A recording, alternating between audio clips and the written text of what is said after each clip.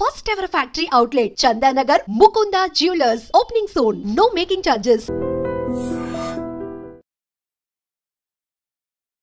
మీరు నైమ్ ఎందుకు టార్గెట్ చేశారు అది చెప్తా. అదే చెప్తా. నేను సరెండర్ అయినా నోట్రాల్లో ఉంటున్నా. మళ్ళా పటేల్ సుధాకర్ రెడ్డి నుంచి లెటర్ నాకు మీకా మళ్ళీ ఒకసారి కలవాలి అచ్చా అని లెటర్లో ఉన్నది. సరే అని చెప్పేసి పోయినా. ఎందుకు పోవాల్సి వచ్చింది నేను బయటికి, ఏం జరిగింది అని అంటే నేను చెప్పే కాడికి చెప్పిన, ఉండి ఇట్లనే ఉండు. మొదటి నుంచి మళ్ళీ నేను ఎట్లా అని అంటే, లేదు నీ స్థానం నీకే ఉంటుంది, అట్లా ఏం లేదు, వేరే కాయ పంపిద్దాం అట్లా అని అంటే, నేనుండి సాధ్యం కాదన్నా అని చెప్పేసాను.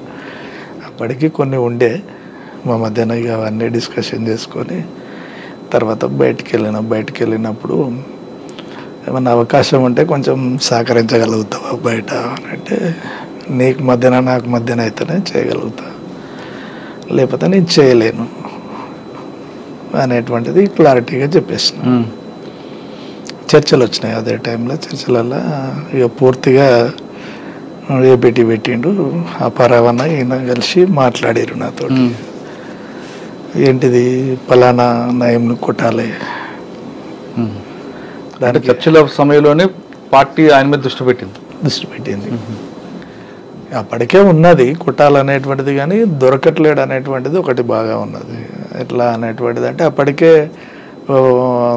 70% అయిపోయింది. ఆయన ఎక్కడెక్కడ తిరుగుతాడు, ఎవరెవరిని కలుస్తాడు అనేటువంటిది నాకు అంచనా ఉంది. కానీ ఎప్పుడైనా ప్రయత్నం చేశారా మీరు? ఆల్రెడీ ఇక చర్చలు అయిపోయినాయి. నల్గొండ జిల్లా సెక్రటరీ బయటకు వచ్చిండు, వెపన్స్ కూడా బయటకు వచ్చేసినాయి. యాక్షన్ జరిగేటువంటి క్రమంలో ఒక కామ్రేడు ఆ యాక్షన్లో ఉంటాడు, తను అతనికి సరెండర్ అయ్యాడు. నయీం సరెండర్ అయిపోయాడు. అతను కూడా మాతో పాటు ఉండాలి, సరెండర్ అయిపోయాడు. రవి దొరికిండు, జిల్లా సెక్రటరీ దొరికిండు. మా యాక్షన్ ప్లాన్ ఫెయిల్ అయింది. అంతకంటే ముందు నయం అనేక సార్లు నన్ను మాట్లాడాలని ప్రయత్నం చేసిండు, ఎత్తుకపోవాలని ప్రయత్నం చేసిండు. చేసినప్పటికీ ఆయనకు ఉన్నటువంటిది ఏంటంటే, అంచనా ఏంటంటే, వీడు పటేల్ సుధాకర్ రెడ్డి సూర్యం గార్డు చేసిండు కాబట్టి ఈయన దగ్గర మనం పెట్టుకున్నాం అనుకో ఎప్పటికైనా ప్రమాదం అనేటువంటిది ఒకటి తెలుసు ఆయనకు. ఇక ఆఫీసర్స్ చెప్పిందా తనకు ఉన్నటువంటి అంచనా ఏందో కానీ మొత్తం మీద అయితే ఆపుకుండు, రమ్మన్నాడు. నేను రాననేటువంటిది ఆఫీసర్స్ తోటి కూడా మాట్లాడిచ్చిండు. వినలేదు, పూర్తిగా వినలేదు. తర్వాత ఇది అయిపోయిన తర్వాత, రవి చనిపోయిన తర్వాత కొంతకాలానికే మళ్ళీ 2006లో ఆత్మకూరు పోలీస్ స్టేషన్ బ్లాస్ట్ అయింది. దాంట్లో నా పేరు వచ్చేసింది, నేను దళానికి గెలుస్తున్నా అనేటువంటిది. జిల్లా కమిటీలో లెటర్లు పంపిస్తున్నారు అని. దాంట్లో ఏమైందంటే, ఆత్మకూరు ఇన్సిడెంట్ అయిన తర్వాత ఆత్మకూరు పోలీసుని ఎందుకని టార్గెట్ చేశారు? మాధవ్ ఎన్కౌంటర్కి నిరసనగా. ఓకే, దాని రిటాలియేషన్. దాంట్లో ఏం దొరికాయి, వెపన్స్ దొరికినాయి. కూరగాయల బండి తోసుకుంటూ వచ్చి చేస్తారు, అదేనా ఆత్మకూరు పోలీస్ స్టేషన్? అదేం కాదు, నైట్ టైంలో చేసేసి 6 గంటలకు 7 గంటలకు. ఎవరు ఎస్ఐ ఎవరు ఉన్నారండి? షాన్ పాషా. దాని మీద రైడ్ చేసి ఏం దొరికాయి అందులో? వెపన్స్ ఒక స్టెన్ కార్బన్ దొరికింది, ఒక పిస్టల్ దొరికింది, 2 వెపన్స్ దొరికినాయి.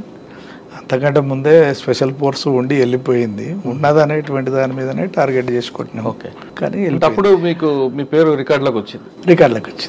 అప్పటికి చికెన్ గున్యా వచ్చి ఇంటి దగ్గర ఉన్నా నేను, నా కోసం పోలీసు వాళ్ళు తిరుగుతున్నారు. ఇంకా నేను ఏం చేయలేక మళ్ళా శ్రీనివాస్ నాయుడు సార్కి ఫోన్ చేసి, ఏం సార్ ఇట్లా అంటే, మరి నీవు ఉన్నవనేటువంటిది అంటారండి. నేను ఎట్లా ఉంటా సార్ అన్నాను మీరు అని చెప్పేసానన్న. వెంకటేశ్వర్లు అని ఓఎస్డి ఉండే, ఆ ఓఎస్డి గారి దగ్గరికి తీసుకుపోయాడు, మాట్లాడించిండు. నేను అప్పుడు ఒకటే చెప్పిన, నేను ఉన్నా అని చెప్తే కొట్టేసేయండి సార్, దాందేముంది, మీ వాళ్ళు చనిపోయారు కదా, నేను ఉన్నా అని తెలిస్తే కొట్టేసేయరు అని చెప్పిన తర్వాత ఒక 3 నెలలు 4 నెలలు మాకు అర్థమైతేనే ఉంది సిచ్యువేషన్. ఊరు వదిలిపెట్టి హైదరాబాద్కి వచ్చేసిన. తను బయటకు వచ్చినప్పుడే మాకు తెలిసింది, బయటకు వచ్చింది, మేము దొరికిపోయినాము.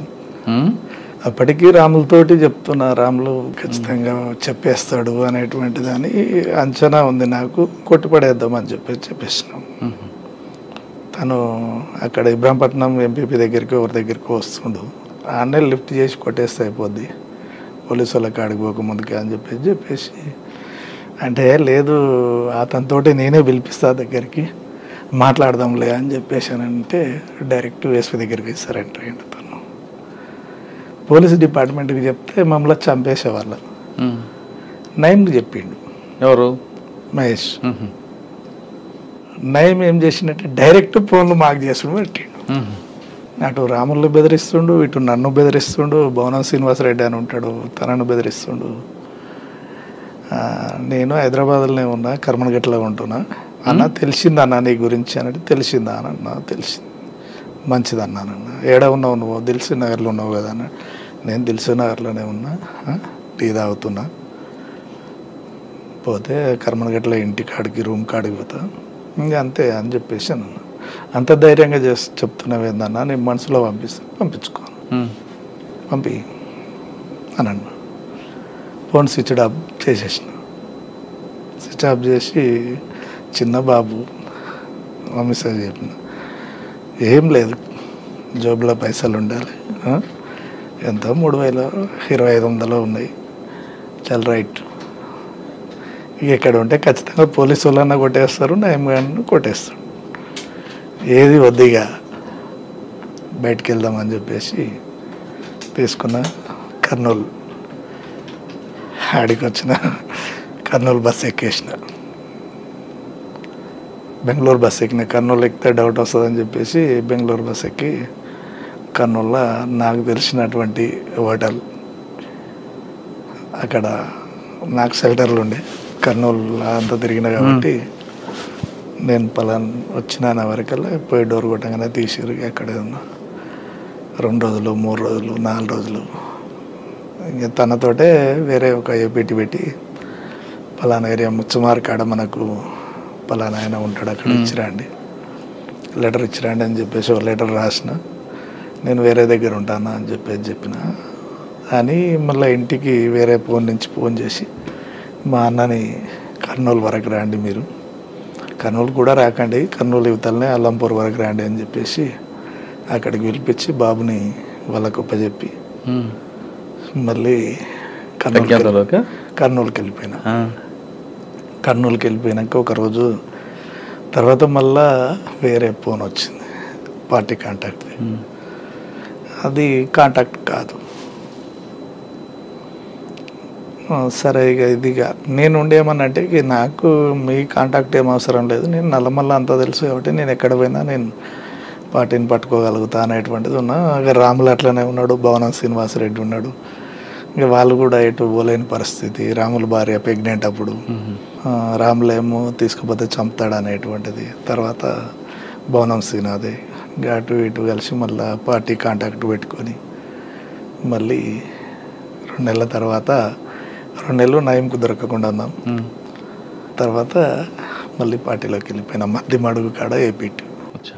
అన్న పార్టీకి రెండోసారి వెళ్ళక ముందు అక్కతో మీ పరిచయం ఎలా జరిగింది? మీ ఇద్దరికి పెళ్ళి ఎవరు చేశారు? ఈ పెళ్ళి అంటే అనుకున్నాము పార్టీ. అక్క మీకు నల్లమల్ల పరిచయం? నల్లమల్ల పరిచయం. నల్లమల్ల పరిచయం బయటికి వచ్చినాక పెళ్లి చేసుకున్నాం. అంటే పార్టీకి చెప్పే చేస్తున్నారా? ఇద్దరు ఒకటేసారి వచ్చినాం కదా, ఇద్దరం అరెస్ట్ అయినాం అనేటువంటిది స్టేట్మెంట్. అంటే అరెస్ట్ అయ్యాక పెళ్లి చేసుకున్నారా? తను ఇక నేను పోను అనేటువంటిది ఒకటి. ఇక నాకు ఎవరు లేరు, అమ్మా నాన్న ఎవరు లేరు, పోయినా చావాల్సిందే. అక్కకి పెళ్లి చేసుకుంటా మీరు చెప్పారా, అక్క మీకు చెప్పిందా ముందు? అందరూ పోలీస్ డిపార్ట్మెంట్ భార్యాభర్తలు అనుకుంటుంది అంతే. ఇంకా తీరా నేనే ఉండే ఇట్లా కాదు అనేటువంటిది. అంటే తను ఇక ఖచ్చితంగా ఇక నేను పోలేను, నేను చచ్చిపోతా అన్నట్టు సర్లే ఇక ఉండని. ఎవరైతే ఎక్కడ పెళ్లి చేసుకున్నారు? ఇంటి దగ్గరనే చేసుకున్నాను.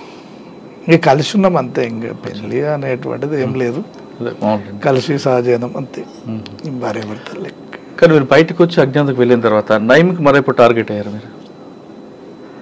అంటే మీ చేతిలో నయం ఎలా ఎస్కేప్ అయ్యాడు? ఎప్పుడైనా ఒక సంఘటన గుర్తుందా? అంటే ఇక మేము టీం ఫామ్ కాలేదు మాది, రవితోటే జిల్లా సెక్రటరీ తోటే బ్రేక్ అయింది. కానీ కొంతమంది పోలీసులు మిమ్మల్ని కానీ లేదా మిమ్మల్ని పర్టికులర్గా తీసుకెళ్ళి నయంకి హ్యాండ్ ఓవర్ చేసే సంఘటన జరిగింది. నేను సెకండ్ సరెండర్ అయినప్పుడు ఎస్పీ ఆఫీస్కే ఫోన్ వచ్చింది. ఎవరో నల్గొండ విజయ్ కుమార్ సార్ ఉన్నాడు. విజయ్ కుమార్ సార్. నేను ఇంకా మీడియా ముందుకు పోలేదు, ఎవరో ఒక ఆఫీసర్ వచ్చి ఇచ్చిండు, నాకు అంత పరిచయం కూడా లేదు. ఫోన్ మీకు ఇచ్చాడు. ఫోన్ మాట్లాడానంటే మాట్లాడమనంటే నేనుండి మాట్లాడినా, అన్న బాగున్నావా అనే వచ్చినావా, ఇంకా ముక్కలు చేస్తానంటే సరే మంచిది చేసుకోండి చేయండి పర్వాలేదు అనేటువంటిది అని అన్న. తర్వాత మీకు ఎప్పుడు ఎదురుపడలేదా? ఎదురు పడలేదు నాకు. నేను ఇంకోటి ఏంటంటే అనేక సార్లు ఫోన్లు వచ్చినాయి, నేను రెస్పాండ్ ఇవ్వలేదు. మీడియాకు కూడా చెప్పలేదు, నేను మీడియాకు కూడా చెప్పలేదు, ఆఫీసర్స్ కూడా ఎక్కువ చెప్పలేదు. ఆయన బయటకు వచ్చాక ఖచ్చితంగా మిమ్మల్ని టార్గెట్ చేయాలి, చంపడం కోసం అయితే చస్తాడు అనేటువంటిది తెలుసు. చంపగలగడు, ఏం లేకున్నా నిరాయుధంగా ఉన్నా చంపుతాడు వాడు అనేటువంటిది తెలుసు. ఒకవేళ నయీం మీ మీద అటాక్ చేసాడు అనుకుంటే అప్పట్లో మీరు ఎలాగ దాన్ని చేయగలుగుతాం, ఎలా రిమూవ్ చేయగలుగుతాం? అంటే ఆయన రాడు కదా, మిమ్మల్ని ఏదో రకంగా ట్రాప్ చేస్తాడు, తీసుకెళ్ళి ఆయన హ్యాండ్ ఓవర్ చేస్తారు. అర్థమవుతుంది కదా మనకు, మనం ఇప్పుడు మన వైపు ఎవరున్నారు ఏం చేస్తారు అనేటువంటిది క్లారిటీగా ఒక క్లారిటీ ఉంటుంది. అంటే కొత్త పరిచయాలు ఎక్కడి అనేటువంటిది.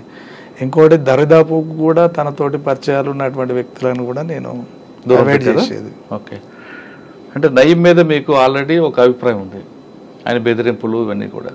ఆయన ఎన్కౌంటర్ అయిన తర్వాత మీకు ఏమనిపించింది? ఎప్పటికైనా చావాల్సిన వాడే అనిపించింది. మా చేతిలో చచ్చినోడు ఎక్కడో చచ్చింది కదా అనేటువంటిది కొంత మిగిలి ఉండే.